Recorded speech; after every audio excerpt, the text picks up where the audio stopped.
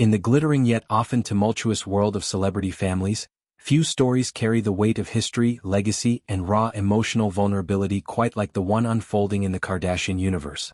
Kim Kardashian, the trailblazing entrepreneur, reality TV icon, and aspiring legal advocate, recently found herself at the center of a poignant family drama that harkens back to one of the most infamous trials in American history, the O.J. Simpson murder case. At its core is a simple yet profoundly symbolic object: a Bible inscribed with words of hope and redemption by Kim's late father, Robert Kardashian Sr., and gifted to his close friend O.J. Simpson during one of the darkest chapters of their lives.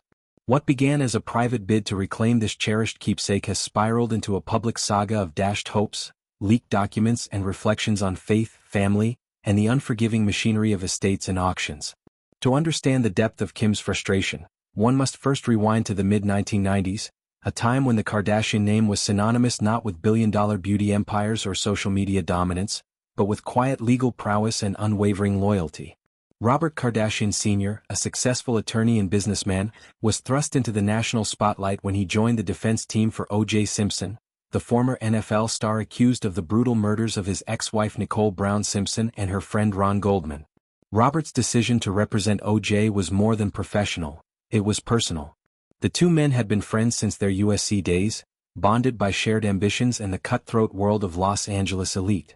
As the trial unfolded in a media circus that captivated the nation, Robert became a steadfast pillar for O.J., even reading a controversial letter from him in court that some interpreted as a veiled confession.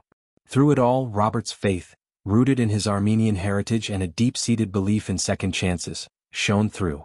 It was this faith that inspired him to gift O.J. a Bible, complete with a handwritten inscription that read in part, "God has a definite plan for your life. You are his child and he will use you again." These words, penned with paternal care, encapsulated Robert's hope that redemption was possible even amid unimaginable tragedy. Fast forward to the present day, and Kim Kardashian, now 45, carries her father's legacy like a torch in the night. Her journey into law, sparked by the 10th anniversary of his death in 2016, has been nothing short of inspirational. From studying for the baby bar exam while juggling motherhood to her high-profile advocacy for prison reform, highlighted by her successful petition to free Alice Marie Johnson, Kim has channeled Robert's passion for justice into a modern crusade. But beyond the headlines, it's the personal artifacts, the tangible threads connecting her to him, that hold the deepest meaning. The Bible in question surfaced earlier this year when O.J. Simpson's estate, following his death in April 2024 from prostate cancer, began liquidating assets to settle debts and distribute proceeds. Among the items up for grabs was this unassuming yet priceless volume, a relic of a friendship forged in fire and tested by scandal. Kim's initial reaction upon learning of the Bible's availability was one of quiet determination mixed with nostalgia. In a confessional moment shared on the November 13th episode of The Kardashians, she recounted the serendipity of the discovery, a casual scroll through auction listings that stopped her cold. "It's just really special," she said, her voice softening with the weight of memory.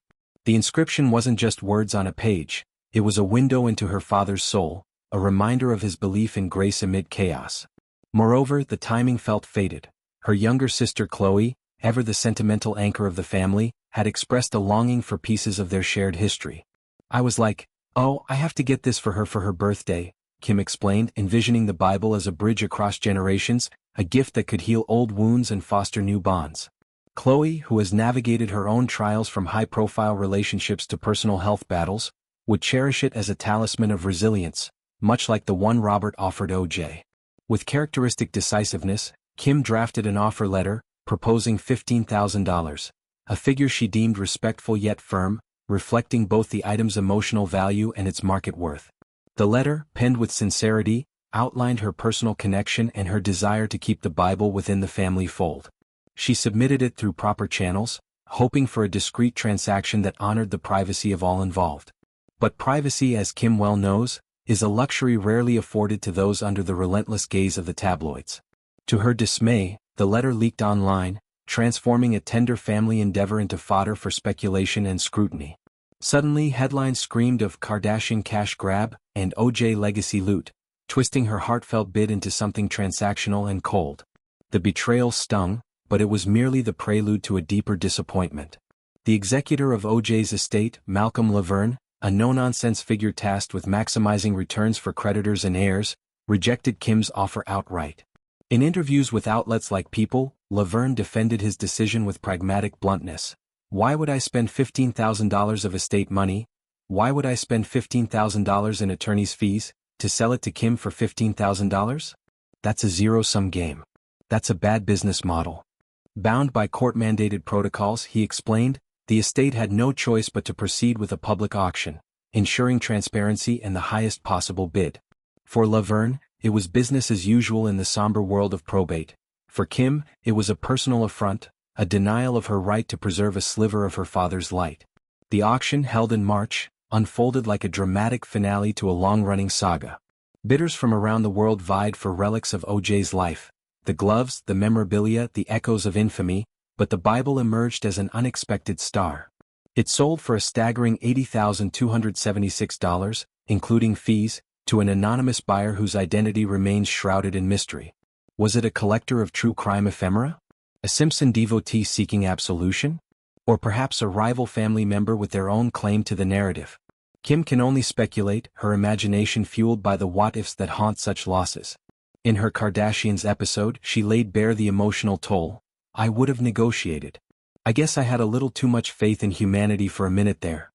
The words hang heavy, revealing a woman who, despite her armor of wealth and influence, still grapples with the vulnerability of hope. She admitted she was prepared to go as high as $30,000, double her initial offer, if only the door had been left ajar for dialogue.